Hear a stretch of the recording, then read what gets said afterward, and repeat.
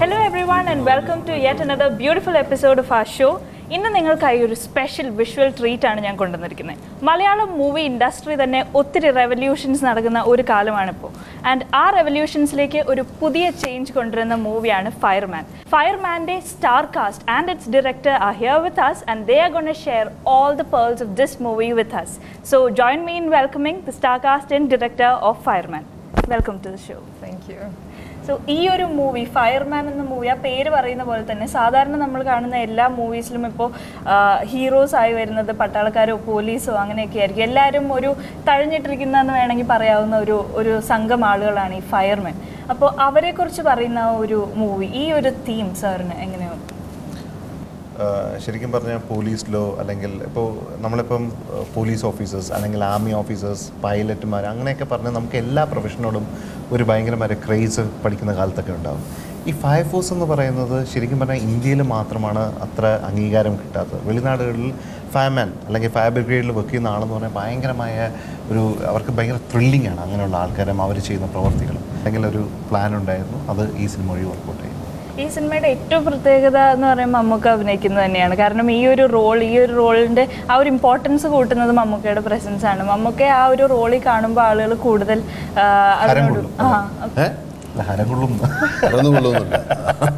ഈ റോളിനെ കുറിച്ച് കേട്ടപ്പോൾ മമ്മൂക്കയുടെ റോളിനെ കുറിച്ച് പ്രത്യേകിച്ച് സാധാരണ ഇതുവരെ അങ്ങനത്തെ ആൾക്കാരുടെ അപൂർവത ഉണ്ടായ ലേശം കുറച്ച് അപൂർവമായിട്ടൊരു വേഷമാണ്. കാരണം ഫയർഫോഴ്സ് ഒന്നും സിനിമയിൽ അങ്ങനെ വലിയ കാര്യമായിട്ട് സിനിമയിലൊന്നല്ല അങ്ങനെ പലപ്പോഴും ഒരു കഥയ്ക്ക് വിഷയമാകാത്ത ഒരു വിഭാഗം ആൾക്കാരാണ്.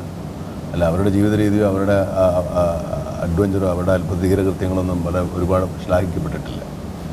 അപ്പോൾ ഇവരുടെ എന്താ പറയുക, ഒരു അഗണ്യ കോടിയിലേക്ക് തള്ളിക്കളഞ്ഞ ഒരു വിഭാഗം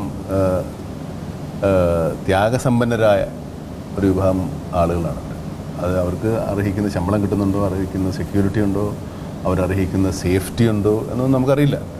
നമ്മളിവിടെ കാണുന്ന ഫയർഫോഴ്സിനെ എന്തെങ്കിലും ഒരു അപകടം ഉണ്ടായിക്കഴിഞ്ഞാൽ ടാം എന്ന് പറഞ്ഞാൽ അല്ലെങ്കിൽ ഒരു ബ്യൂഗിൾ വിളിച്ച് അല്ലെങ്കിൽ ഒരു മണിമുടക്കി കൊണ്ടുപോകുന്ന ഒരു ഫയർഫോഴ്സിൻ്റെ വണ്ടിയാണ് നമ്മുടെ മുമ്പിൽ. നമുക്ക് എന്തെങ്കിലും പെട്ടെന്ന് നമ്മളൊന്ന് അലർട്ടാവുന്നത് അല്ലേ? നമ്മൾ മാത്രമല്ല ഫയർഫോഴ്സുകാരെന്ന് പോലും പറയാറില്ല, ഫയർ എഞ്ചിൻ എന്ന് പറയും. പെട്ടെന്ന് അപകടം ഉണ്ടായിക്കഴിഞ്ഞാൽ 101 വിളിച്ചു കഴിഞ്ഞാൽ നമ്മൾ ഫയർഫോഴ്സിനെ വിളിച്ചിട്ടുണ്ട്, അല്ലെങ്കിൽ ഫയർ ബ്രിഗേഡിനെ വിളിച്ചിട്ടുണ്ട്, അല്ലെങ്കിൽ അങ്ങനെ വിളിച്ചിട്ടുണ്ടെന്ന് പറയുമ്പോൾ ഒരു വലിയ സമാധാനമുണ്ട്. നമുക്ക് അങ്ങനെ ഒരു ഘട്ടത്തിൽ നമുക്ക് അങ്ങനെ തോന്നും. അവരെ വിളിച്ചറിയിച്ചാൽ പോലീസിനേക്കാളും അല്ല മറ്റുള്ളവരെക്കാളും കൂടുതൽ ആപത്തുകളിൽ സഹായിക്കാൻ വരുന്നത് ഫയർഫോഴ്സുകാരാണ്. നമ്മൾ ചെറിയ കാര്യങ്ങളായാലും ശരി, വലിയ ആപത്തുകളായാലും ശരി, ഒരു കാക്ക കമ്പിയെ കുടുങ്ങിയാൽ പോലും ചിലപ്പോൾ നമ്മൾ ഫയർഫോഴ്സിനെ വിളിക്കും. അതത്ര നിസ്സാരമാണെങ്കിൽ പോലും അത് ആ വിളിക്കുന്നത് ഒരു രക്ഷയുണ്ടാകുമെന്ന് വിചാരിച്ചിട്ടാണ്. അത് നമ്മുടെ ഡയലോഗ് പറയുന്നുണ്ട്. എന്തെങ്കിലും വന്ന് നമുക്കൊരു സഹായമാകും, നമുക്കൊരു ആപത്തുകൾ നമ്മൾ രക്ഷപ്പെടുത്തുമെന്ന് വിചാരിച്ച് ഉറച്ച വിശ്വാസം കൊണ്ടാണ്. അപ്പോൾ മറ്റുള്ളവരെക്കാളും കൂടുതൽ നമ്മൾ വിശ്വസിക്കുന്ന സെക്യൂരിറ്റിയും സേഫ്റ്റിക്കും ആപത്തുകളിൽ നിന്ന് രക്ഷപ്പെടുത്തുന്ന ആളുകൾ തന്നെയാണ് ആപത്ത് ബാന്ധവരാണ് ശരിക്കും ഫയർഫോഴ്സ്. ഇപ്പോൾ പോലീസിന്റെ കാര്യം പറയുമ്പോൾ തന്നെ പോലീസ് സ്റ്റേഷനും ഫയർ സ്റ്റേഷനും നമ്മൾ എല്ലായിടത്തും അടുത്തടുത്ത് തന്നെ അതാ കാണും. അപ്പോൾ രണ്ടുപേരും ഒരുമിച്ച് വർക്ക് ചെയ്യുന്ന ചില സമയത്ത് എല്ലായിടത്തും പോലീസിൻ്റെ ആവശ്യമുണ്ട്. ഫയർഫോഴ്സുകാർ അവർക്ക് അതിനായിട്ട് ട്രെയിൻ ചെയ്തതാണ്. പോലീസുകാർ വേറൊരു കാര്യത്തിൽ ട്രെയിൻ ചെയ്തവരാണ്. അപ്പോൾ അവർക്ക് ഓരോ തൊഴിലിനും ഒരു പ്രത്യേകത ഉണ്ടില്ലെന്നല്ല. പക്ഷേ ഈ കാര്യങ്ങളിൽ ഇതിപ്പോൾ നമ്മൾ പോലീസുകാർക്കോ അല്ലെങ്കിൽ മറ്റു ഫോഴ്സുകൾക്ക് കൊടുക്കുന്ന ഒരു പ്രാധാന്യവും ബഹുമാനവും ഒന്നും അല്ലെങ്കിൽ അങ്ങനെയുള്ളൊരു അങ്ങനെ അവർക്കൊരു ആധിപത്യമില്ല. മൂവിയിലെ സിംഗിൾ ഫീമെയിൽ പ്രസൻസ് ആണല്ലോ. ആൻഡ് അതുപോലെ തന്നെ ഒരു സ്ട്രോങ് പ്രസൻസ് കൂടിയാണ്. ബിക്കോസ് ഈ ഒരു എന്താ പറയുക ഫുൾ ഇൻസ്ട്രക്ഷൻ കൊടുക്കുന്നത് കമ്മീഷണർ ആണെന്ന് ഐ ഹേർഡ് സംവെയർ. ലൈക്ക് ഈ ഒരു മൂവിയിൽ ഇൻസ്ട്രക്ഷൻസ് ഒരു സമയം വരെ, അതിനുശേഷം പിന്നെ ഫയർമാൻ. ഇറ്റ്സ് സിനിമ it's about fireman. And obviously ഒരു fireman like you realise fire police എന്താ പറയുന്ന ഫോഴ്സിന് വർക്ക് ചെയ്യണമെന്നുണ്ടെങ്കിൽ you need to have a police support. അങ്ങനെ പോലീസ് സപ്പോർട്ട് കൊടുക്കുന്ന കൂട്ടത്തിൽ I join hands with them. അതാണ് അതിൻ്റെ ഒരു ഇമ്പോർട്ടൻസ്. ആൻഡ് ഈ ഒരു മൂവിയുടെ മെയിൻ തീം നമ്മൾ പറയുന്നത് ഇറ്റ് ട്രൈസ് ടു ഹൈലൈറ്റ് ഈ ഫയർമാനെ കൊടുക്കുന്ന ഇമ്പോർട്ടൻസ്, നമ്മൾ കൊടുക്കേണ്ട ഇമ്പോർട്ടൻസ് ആണല്ലോ ആ ഒരു മെസ്സേജ് വരുന്നത്. അപ്പോൾ ഇതിൽ ഉണ്ണിമുകുന്ദൻ ചെയ്യുന്ന ക്യാരക്ടർ അത് കുറേ ഡിമാൻഡ് ചെയ്യുന്ന പോലെ ചില സിറ്റുവേഷൻസിൽ വരുന്നുണ്ട്. അഗൈൻ ഞാനും ഒരു ഫയർ ഓഫീസറാണ് ഈ സിനിമയിൽ. ആൻഡ് ഫോർ മീ ഏറ്റവും റിയലിസ്റ്റിക് ആയിട്ട് കിട്ടിയ റിയലിസ്റ്റിക് ആയിട്ട് നമുക്ക് അപ്രോച്ച് കൊടുക്കാൻ പറ്റുന്ന ഒരു ക്യാരക്ടറാണ്.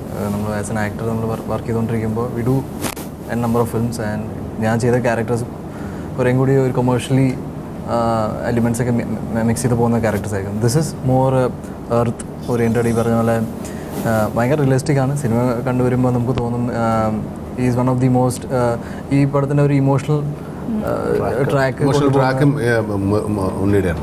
ഈ സിനിമയിൽ ഈ കാണുന്ന ഈ റെസ്ക്യൂ ഓപ്പറേഷന് അപ്പുറത്തേക്ക് ഒരു കഥയുണ്ട്. ആ കഥ നമ്മൾ ഒളിച്ചു വെച്ചിട്ടോ പറയാതിരുന്നിട്ടോ ഒരു കാര്യമില്ല. നമ്മുടെ പ്രേക്ഷകരുടെ മുമ്പിൽ ഇന്നല്ലെങ്കിൽ നാളെ ഇത് പറഞ്ഞേ പറ്റൂ.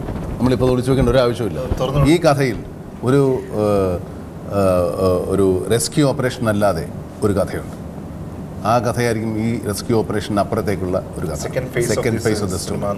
ആ കഥ നമ്മൾ ഇപ്പോൾ പുറത്ത് പറയുന്നില്ലെങ്കിൽ പോലും അത് ഈ സിനിമയെ ഏറ്റവും കൂടുതൽ സഹായിക്കുന്ന, ഈ സിനിമയെ ഏറ്റവും കൂടുതൽ ത്രില്ലിംഗ് ആക്കുന്ന, എക്സൈറ്റിംഗ് ആക്കുന്ന, അഡ്വഞ്ചറസ് ആക്കുന്ന ഒരു കഥയാണ്. അതുകൊണ്ടാണ് ഇതൊരു ഹോളിവുഡിൽ അങ്ങനെയുള്ള ഇംഗ്ലീഷ് സിനിമകളിൽ മാത്രമാണ് നമ്മൾ ഇങ്ങനെയുള്ള മിഷൻ സ്വഭാവമുള്ള സിനിമകൾ കാണുന്നത്.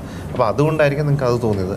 അല്ല, മേക്കിംഗ് എന്ന് പറഞ്ഞാൽ അങ്ങനൊരു, ഞാൻ പറഞ്ഞില്ല, ഞാൻ ഭയങ്കര ഓണസ്റ്റായിട്ട് പറയാം, അങ്ങനെ ഒരു വലിയ മേക്കിംഗ് നല്ലതൊന്നും അവകാശപ്പെടാറില്ല.